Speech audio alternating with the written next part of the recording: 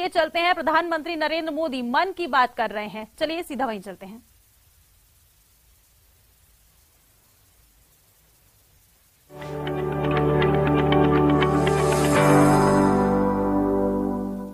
मेरे प्यारे देशवासियों, नमस्कार।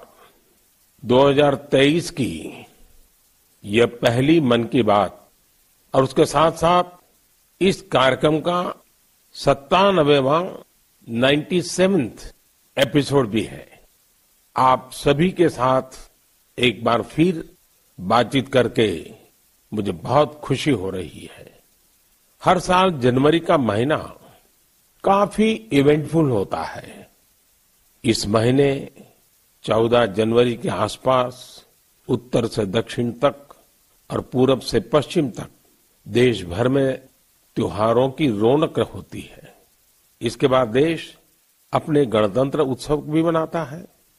इस बार भी गणतंत्र दिवस समारोह में अनेक पहलुओं की काफी प्रशंसा हो रही है। जैसलमेर से पुलकित ने मुझे लिखा है कि 26 जनवरी की परेड के दौरान कर्तव्य पथ का निर्माण करने वाले श्रमिकों को देखकर बहुत अच्छा लगा। कानपुर से जया ने लिखा है कि उन्हें परेड में शामिल झांकियों में भारतीय संस्कृति के विभिन्न पहलुओं को देखकर आनंद आया। इस परेड में पहली बार हिस्सा लेने वाली विमेन कैमल राइडर्स और सीआरपीएफ की महिला टुकड़ी भी काफी सराहना हो रही है। साथियों, देहरादून के वत्सल जी ने मुझे लिखा है कि 25 जनवरी का मैं हमेशा इंतजार करता हूं, क्योंकि उस दिन पद्म पुरस्कारों की घोषणा होती है और एक प्रकार से 25 तारीख की शाम ही मेरी 26 जनवरी के उमंग को और बढ़ा देती है। जमीनी स्तर पर अपने समर्पण और सेवा भाव से उपलब्धि हासिल करने वालों को पीपल्स पद्म को लेकर भी कई लोगों ने अपनी भावनाएं साझा की है। इस बार पद्म पुरस्कार से सम्मानित होने वालों में जनजातीय समुदाय और जनजातीय जीवन से जुड़े लोगों का अच्छा खासा प्रतिनिधित्व रहा है। जनजातीय जीवन शहरों की भागदौड़ से अलग होता है, उसकी चुनौतियां भी अलग होती है। इसके बावजूद जनजातीय समाज अपनी परंपराओं को सहेजने के लिए हमेशा तत्पर रहते हैं। जनजातीय समुदाय से जुड़ी चीजों के संरक्षण और उन पर रिसर्च के प्रयास भी होते हैं। ऐसे ही टोटो, हो, कुई, कुवी और मांडा जैसी जनजातीय भाषाओं पर काम करने वाले कई महानुभावों को पद्म पुरस्कार मिले हैं। यह हम सभी के लिए गर्व की बात है। धानीराम टोटो, जानूमसी सॉय और बी रामकृष्ण रेड्डी जी के नाम अब तो पूरा देश उनसे परिचित हो गया है। सिद्दी, जारवा और ओंगे जैसे आदि जनजाति के साथ काम करने वाले लोगों को भी इस बार सम्मानित किया गया है। जैसे हीराबाई लोबी, रतन चंद्र कार और ईश्वर चंद्र वर्मा जी। जनजातीय समुदाय हमारी धरती, हमारी विरासत का अभिन्न हिस्सा रहे हैं। देश और समाज के विकास में उनका योगदान बहुत महत्वपूर्ण है। उनके लिए काम करने वाले व्यक्तित्वों का सम्मान नई पीढ़ी को भी प्रेरित करेगा। इस वर्ष पद्म पुरस्कारों की गूंज उन इलाकों में भी सुनाई दे रही है जो नक्सल प्रभावित हुआ करते थे। अपने प्रयासों से नक्सल प्रभावित क्षेत्रों में गुमराह युवकों को सही राह दिखाने वालों को पद्म पुरस्कारों से सम्मानित किया गया है। इसके लिए कांकेर में लकड़ी पर नक्काशी करने वाले अजय कुमार मंडावी और गढ़चिरौली के प्रसिद्ध झाड़ीपट्टी रंगभूमि से जुड़े परशुराम कोमाजी खुणे को भी ये सम्मान मिला है। इसी प्रकार नॉर्थ ईस्ट में अपनी संस्कृति के संरक्षण में जुटे राम कुई बांगवे न्यूमे, विक्रम बहादुर जमातिया और कर्मा वांगचू को भी सम्मानित किया गया है। साथियों, इस बार पद्म पुरस्कार से सम्मानित होने वालों में कई ऐसे लोग शामिल हैं जिन्होंने संगीत की दुनिया को समृद्ध किया है। कौन होगा जिसको संगीत पसंद ना हो? हर किसी की संगीत की पसंद अलग अलग हो सकती है, लेकिन संगीत हर किसी के जीवन का हिस्सा होता है। इस बार पद्म पुरस्कार पाने वालों में वो लोग हैं जो संतूर, बम्हुम, द्वितारा जैसे हमारे पारंपरिक वाद्य यंत्र की धुन बिखेरने में महारत रखते हैं। गुलाम मोहम्मद जाज, मोआ सुपाऊ, सिंहबोर कुरकालाऊ, मुनि वेंकटप्पा और मंगल कांति राय, ऐसे कितने ही नाम हैं जिनकी चारों तरफ चर्चा हो रही है।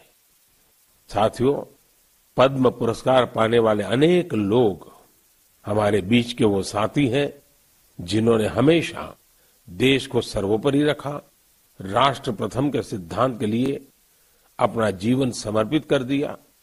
वो सेवा भाव से अपने काम में लगे रहे और इसके लिए उन्हें कभी किसी पुरस्कार की आशा नहीं की। वो जिनके लिए काम कर रहे हैं उनके चेहरे का संतोष ही उनके लिए सबसे बड़ा अवार्ड है। ऐसे समर्पित लोगों को सम्मानित करके हम देशवासियों का गौरव बढ़ा है। मैं सभी पद्म पुरस्कार विजेताओं के नाम भले ही यहां नहीं ले पाऊं, लेकिन आपसे मेरा आग्रह जरूर है कि आप पद्म पुरस्कार पाने वाले इन महानुभावों के प्रेरक जीवन के विषय में विस्तार से जानें और औरों को भी बताएं।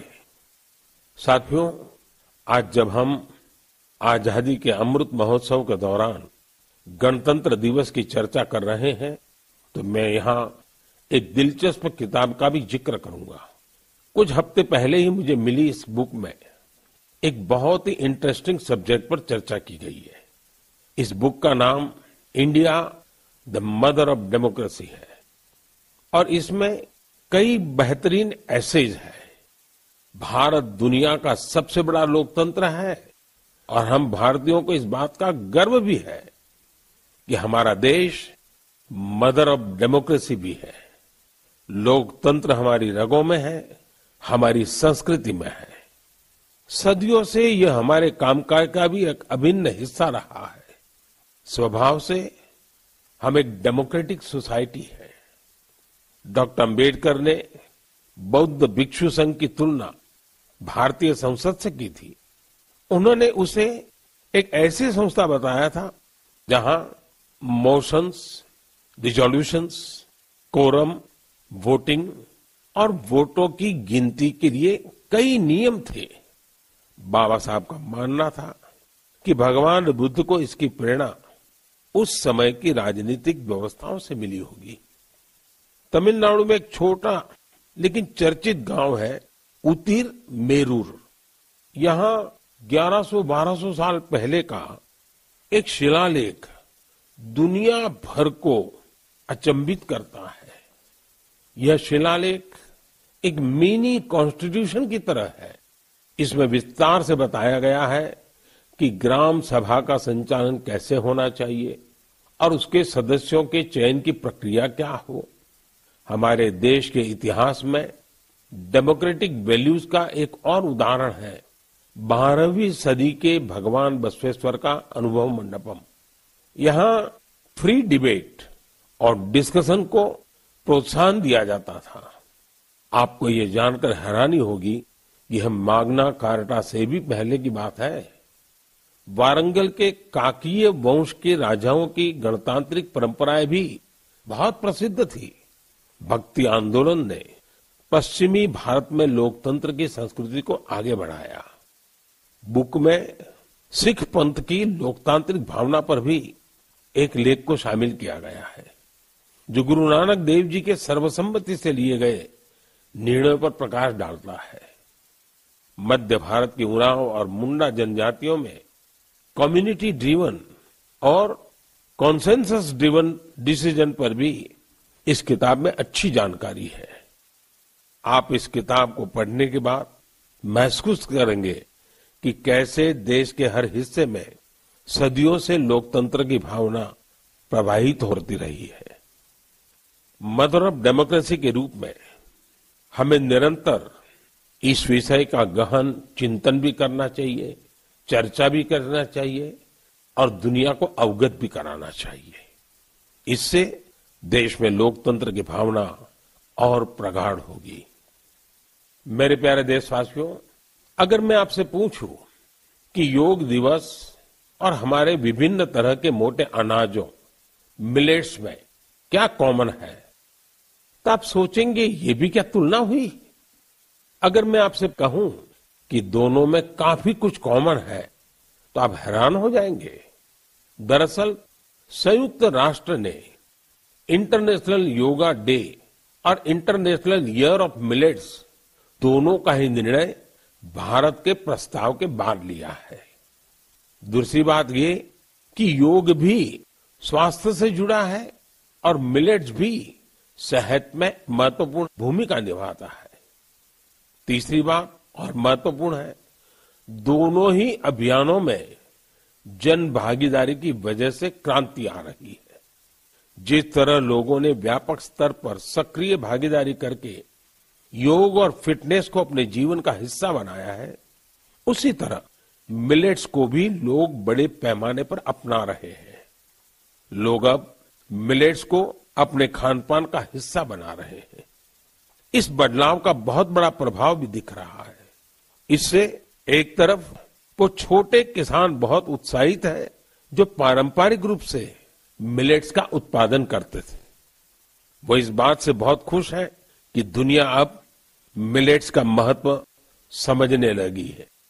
दूसरी तरफ एफपीओ और एंटरप्रेन्योर्स ने मिलेट्स को बाजार तक पहुंचाने और उसे लोगों तक उपलब्ध कराने के प्रयास शुरू कर दिए हैं। आंध्र प्रदेश के नांदयाल जिले के रहने वाले केवी रामा सुब्बा रेड्डी जी ने मिलेट्स के लिए अच्छी खासी सैलरी वाली नौकरी छोड़ दी। मां के हाथों से बने मिलेट्स के पकवानों का स्वाद कुछ ऐसा रचा बसा था कि इन्होंने अपने गांव में बाजरे की प्रोसेसिंग यूनिट ही शुरू कर दी। सुब्बा रेड्डी जी लोगों को बाजरे के फायदे भी बताते हैं और उसे आसानी से उपलब्ध भी कराते हैं। महाराष्ट्र में अलीबाग के पास केनाड गांव की रहने वाली शर्मिला ओसवाल जी पिछले 20 साल से मिलेट्स की पैदावार में यूनिक तरीके से योगदान दे रही है। वो किसानों को स्मार्ट एग्रीकल्चर की ट्रेनिंग दे रही है। उनके प्रयासों से न सिर्फ मिलेट्स की उपज बढ़ी है, बल्कि किसानों की आय में भी वृद्धि हुई है। अगर आपको छत्तीसगढ़ के रायगढ़ जाने का मौका मिले तो यहाँ के मिलेट्स कैफे जरूर जाइएगा। कुछ ही महीने पहले शुरू हुए इस मिलेट्स कैफे में चीला, डोसा, मोमोज, पिज्जा और मंचूरियन जैसे आइटम खूब पॉपुलर हो रहे हैं। मैं आपसे एक और बात पूछूं, आपने एंटरप्रेन्योर शब्द सुना होगा, लेकिन क्या आपने मिलेटप्रेन्योर सुना है क्या? ओडिशा की मिलेटप्रेन्योर्स आजकल खूब सुर्खियों में है। आदिवासी जिले सुंदरगढ़ की करीब 1,500 महिलाओं का self help group Odisha millets mission से जुड़ा हुआ है। यहाँ महिलाएं मिलेट से कुकीज, रसगुल्ला, गुलाब जामुन और केक तक बना रही है। बाजार में इनकी खूब डिमांड होने से महिलाओं की आमदनी भी बढ़ रही है। कर्नाटका के कलबुर्गी में Aland Bhutai millets farmers producer company ने पिछले साल Indian Institute of Millets Research की देखरेख में काम शुरू किया। यहाँ के खाकरा, बिस्कुट और लड्डू लोगों को भा रहे हैं। कर्नाटका के ही बीदर जिले में हुलसूर मिलेट प्रोड्यूसर कंपनी से जुड़ी महिलाएं मिलेट्स की खेती के साथ ही उसका आटा भी तैयार कर रही है। इससे इसकी कमाई भी काफी बढ़ रही है। प्राकृतिक खेती से जुड़े छत्तीसगढ़ के संदीप शर्मा जी के एफपीओ से आज 12 राज्यों के किसान जुड़े हैं। बिलासपुर का यह एफपीओ 8 प्रकार के मिलेट्स का आटा और उसके व्यंजन बना रहा है। साथियों, आज हिंदुस्तान के कोने कोने में G20 की समिट्स लगातार चल रही है और मुझे खुशी है कि देश के हर कोने में जहां भी G20 की समिट हो रही है, मिलेट से बने पौष्टिक और स्वादिष्ट व्यंजन उसमें शामिल होते हैं। यहाँ बाजार से बनी खिचड़ी, पोहा, खीर और रोटी के साथ ही रागी से बने पायसम, पूड़ी और डोसा जैसे व्यंजन भी परोसे जाते हैं। G20 के सभी वेन्यूज पर मिलेट एग्जीबिशन में मिलेट से बनी हेल्थ ड्रिंक, सीरियल्स और नूडल्स को शोकेस किया गया। दुनिया भर में इंडियन मिशंस भी इनकी लोकप्रियता बढ़ाने के लिए भरपूर प्रयास कर रहे हैं। आप कल्पना कर सकते हैं कि देश का ये प्रयास और दुनिया में बढ़ने वाली मिलेट्स की डिमांड हमारे छोटे किसानों को कितनी ताकत देने वाली है। मुझे देखकर भी अच्छा लगता है कि आज जितने तरह की नई नई चीजें मिलेट से बनने लगी हैं, वो युवा पीढ़ी को भी उतनी ही पसंद आ रही है। इंटरनेशनल ईयर ऑफ मिलेट्स की ऐसी शानदार शुरुआत के लिए और उसको लगातार आगे बढ़ाने के लिए मैं मन की बात के श्रोताओं को भी बधाई देता हूं। मेरे प्यारे देशवासियों, जब आपसे कोई टूरिस्ट हब गोवा की बात करता है तो आपके मन में क्या ख्याल आता है? स्वाभाविक है, गोवा का नाम आते ही सबसे पहले यहाँ की खूबसूरत कोस्टलाइन, बीचेज और पसंदीदा खान पान की बातें ध्यान में आने लगती है। लेकिन गोवा में इस महीने कुछ ऐसा हुआ जो बहुत सुर्खियों में है। आज मन की बात में मैं इसे आप सबके साथ साझा करना चाहता हूं। गोवा में हुआ ये इवेंट है पर्पल फेस्ट। इस फेस्ट को 6 से 8 जनवरी तक पणजी में आयोजित किया गया। दिव्यांग जनों के कल्याण को लेकर यह अपने आप में एक अनूठा प्रयास था। पर्पल फेस्ट कितना बड़ा मौका था, इसका अंदाजा आप सभी इस बात से लगा सकते हैं कि 50,000 से भी ज्यादा हमारे भाई बहन इसमें शामिल हुए। यहां आए लोग इस बात को लेकर रोमांचित थे कि वो अब मिरामार बीच घूमने का भरपूर आनंद उठा सकते हैं। दरअसल मिरामार बीच हमारे दिव्यांग भाई बहनों के लिए गोवा के एक्सेसिबल बीचेज में से एक बन गया है। यहां पर cricket tournament, table tennis tournament, marathon competition के साथ ही एक डीप ब्लाइंड कन्वेंशन भी आयोजित किया गया। यहां यूनिक बर्ड वॉचिंग प्रोग्राम के अलावा एक फिल्म भी दिखाई गई। इसके लिए विशेष इंतजाम किए गए थे ताकि हमारे सभी दिव्यांग भाई बहन और बच्चे इसका पूरा आनंद ले सके। पर्पल फेस्ट की एक खास बात, इसमें देश के प्राइवेट सेक्टर की भागीदारी भी रही। उनकी ओर से ऐसे प्रोडक्ट्स को शोकेस किया गया जो दिव्यांग फ्रेंडली है। इस फेस्ट में दिव्यांग कल्याण के प्रति जागरूकता बढ़ाने के अनेक प्रयास देखे गए। पर्पल फेस्ट को सफल बनाने के लिए मैं इसमें हिस्सा लेने वाले सभी लोगों को बधाई देता हूं। इसके साथ ही उन वॉलंटियर्स का भी अभिनंदन करता हूं जिन्होंने इसे ऑर्गेनाइज करने के लिए रात दिन एक कर दिए। मुझे पूरा विश्वास है कि एक्सेसिबल इंडिया के हमारे विजन को साकार करने में इस प्रकार के अभियान बहुत ही कारगर साबित होंगे। मेरे प्यारे देशवासियों, अब मन की बात में मैं एक ऐसे विषय पर बात करूंगा जिसमें आपको आनंद भी आएगा, गर्व भी होगा और मन कह उठेगा, वाह भाई वाह, दिल खुश हो गया। देश के सबसे पुराने साइंस इंस्टीट्यूशंस में से एक बेंगलुरु का इंडियन इंस्टीट्यूट ऑफ साइंस यानी IISc एक शानदार मिसाल पेश कर रहा है। मन की बात में मैं पहले इसकी चर्चा कर चुका हूं कि कैसे इस संस्थान की स्थापना के पीछे भारत की 2 महान विभूतियां जमशेदजी टाटा और स्वामी विवेकानंद की प्रेरणा रही है। तो आपको और मुझे आनंद और गर्व दिलाने वाली बात यह है कि साल 2022 में इस संस्थान के नाम कुल 145 पेटेंट्स रहे हैं। इसका मतलब है हर 5 दिन में 2 पेटेंट्स। ये रिकॉर्ड अपने आप में अद्भुत है। इस सफलता के लिए मैं IISc की टीम को भी बधाई देना चाहता हूं। साथियों, आज पेटेंट फाइलिंग में भारत की रैंकिंग 7वीं और ट्रेडमार्क्स में 5वीं है। सिर्फ पेटेंट्स की बात करें तो पिछले 5 वर्षों में इसमें करीब 50% की वृद्धि हुई है। ग्लोबल इनोवेशन इंडेक्स में भी भारत की रैंकिंग में जबरदस्त सुधार हुआ है और अब वो 40वें पर आ पहुंची है, जबकि 2015 में भारत ग्लोबल इनोवेशन इंडेक्स में 80 नंबर के भी पीछे था। एक और दिलचस्प बात मैं आपको बताना चाहता हूं। भारत में पिछले 11 वर्षों में पहली बार डोमेस्टिक पेटेंट फाइलिंग की संख्या फॉरेन फाइलिंग से अधिक देखी गई है। ये भारत के बढ़ते हुए वैज्ञानिक सामर्थ्य को भी दिखाता है। साथियों, हम सभी जानते हैं कि 21वीं सदी की ग्लोबल इकोनॉमी में नॉलेज ही सर्वोपरि है। मुझे विश्वास है कि भारत के टेकेड का सपना हमारे इनोवेटर्स और उनके पेटेंट्स के दम पर जरूर पूरा होगा। इससे हम सभी अपने ही देश में तैयार वर्ल्ड क्लास टेक्नोलॉजी और प्रोडक्ट का भरपूर लाभ ले सकेंगे। मेरे प्यारे देशवासियों, नमो ऐप पर मैंने तेलंगाना के इंजीनियर विजय जी की एक पोस्ट देखी। इसमें विजय जी ने ई वेस्ट के बारे में लिखा है। विजय जी का आग्रह है कि मैं मन की बात में इस पर चर्चा करूं।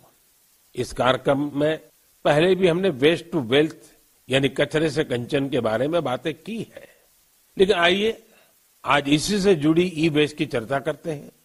साथियों, आज हर घर में मोबाइल फोन, लैपटॉप, टैबलेट जैसी डिवाइसेस आम हो चली है। देश भर में इनकी संख्या बिलियंस में होगी। आज के लेटेस्ट डिवाइस भविष्य के ई वेस्ट भी होते हैं। जब भी कोई नई डिवाइस खरीदता है या फिर अपनी पुरानी डिवाइस को बदलता है, तो यह ध्यान रखना जरूरी हो जाता है कि उसे सही तरीके से डिस्कार्ड किया जाता है या नहीं। अगर ई वेस्ट को ठीक से डिस्पोज नहीं किया गया तो यह हमारे पर्यावरण को भी नुकसान पहुंचा सकता है।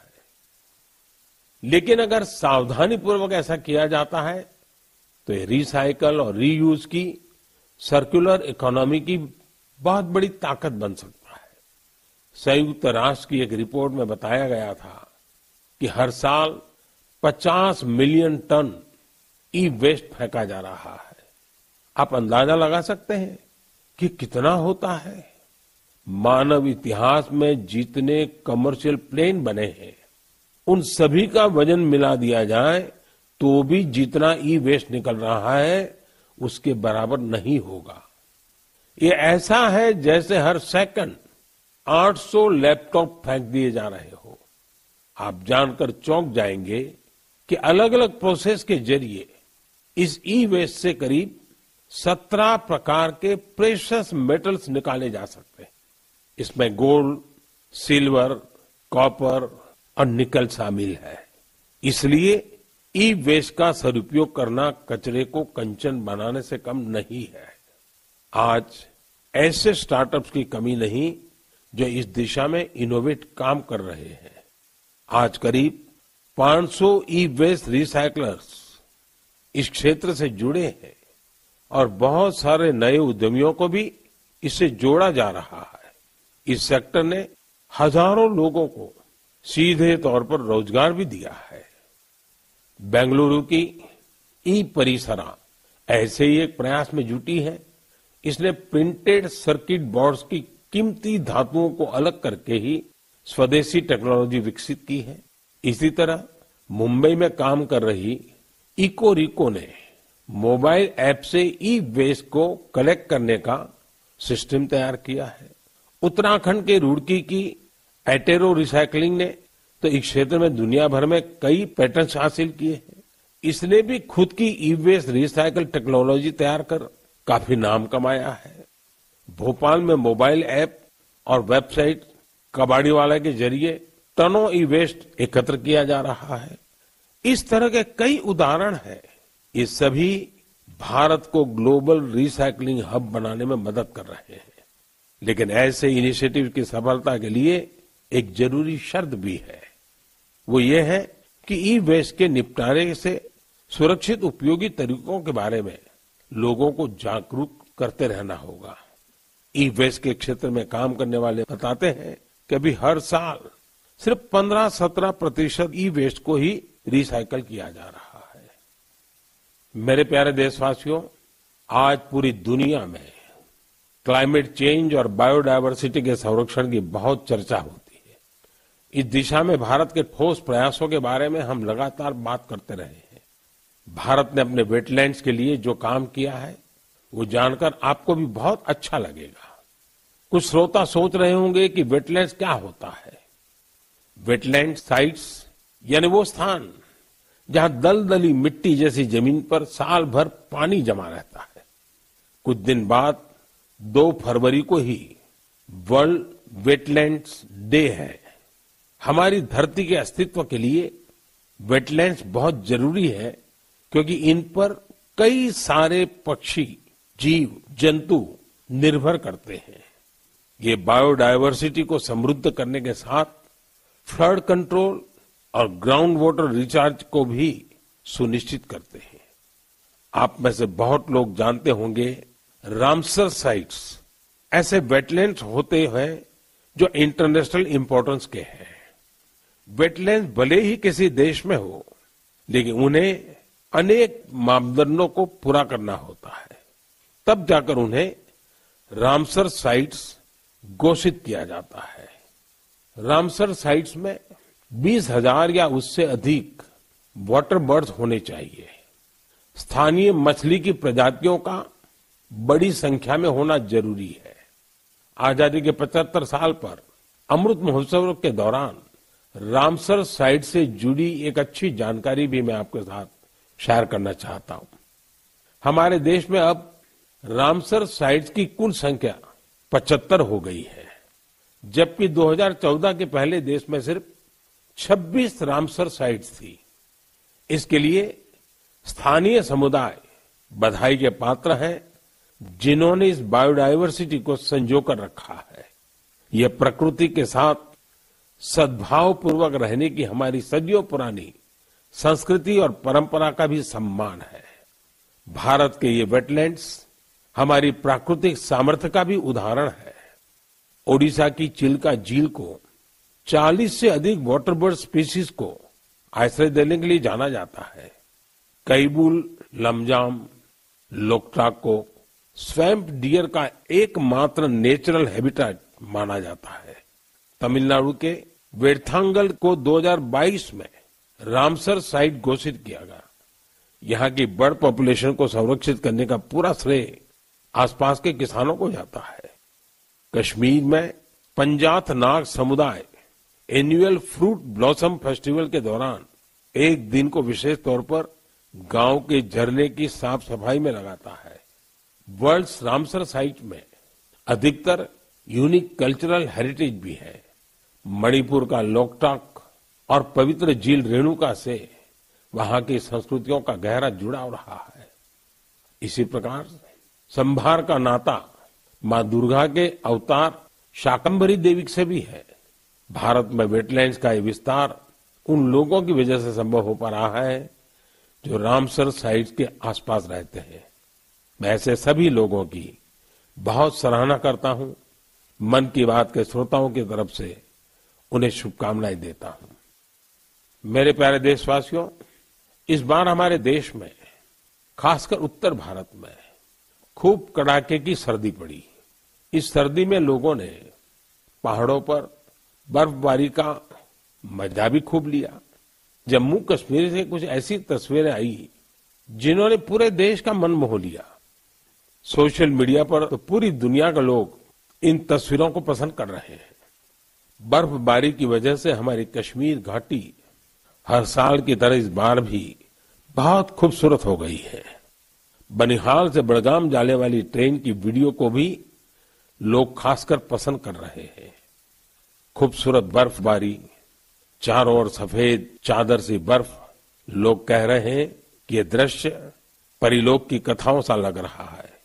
कई लोग कह रहे हैं कि ये किसी विदेश की नहीं बल्कि अपने ही देश में कश्मीर की तस्वीरें हैं। एक सोशल मीडिया यूजर ने लिखा है कि स्वर्ग इससे ज्यादा खूबसूरत और क्या होगा। ये बात बिल्कुल सही है, तभी तो कश्मीर को धरती का स्वर्ग कहा जाता है। आप भी इन तस्वीरों को देखकर कश्मीर के शहर जाने का जरूर सोच रहे होंगे। मैं चाहूंगा आप खुद भी जाइए और अपने साथियों को भी ले जाइए। कश्मीर में बर्फ से ढके पहाड़, प्राकृतिक सौंदर्य के साथ साथ और भी बहुत कुछ देखने जानने के लिए है। जैसे कि कश्मीर के सैयदाबाद में विंटर गेम्स आयोजित किए गए। इन गेम की थीम थी स्नो क्रिकेट। आप सोच रहे होंगे कि स्नो क्रिकेट तो ज्यादा ही रोमांचक खेल होगा। आप बिल्कुल सही सोच रहे हैं।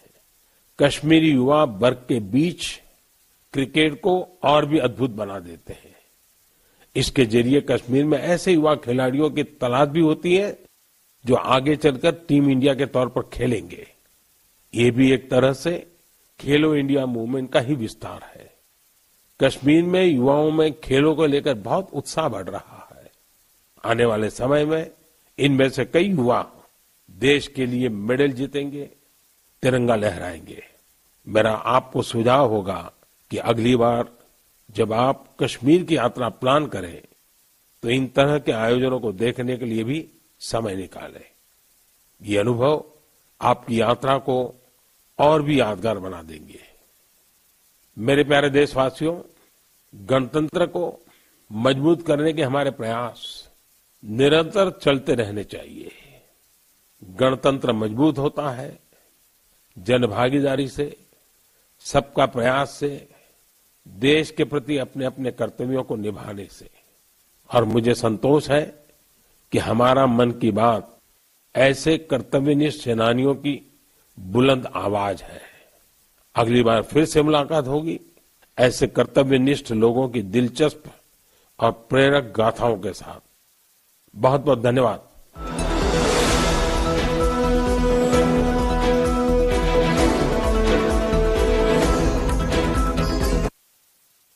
प्रधानमंत्री नरेंद्र मोदी को मन की बात में सुन रहे थे।